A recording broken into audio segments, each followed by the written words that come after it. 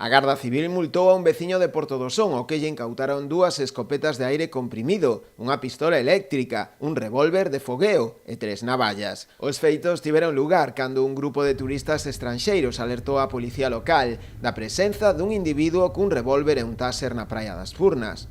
Os axentes informaron á Garda Civil, que iniciou un dispositivo para dar co sospeitoso, sendo localizado no interior dun vehículo. Durante a identificación e rexistro do coche foi cando os axentes se atoparon coas armas.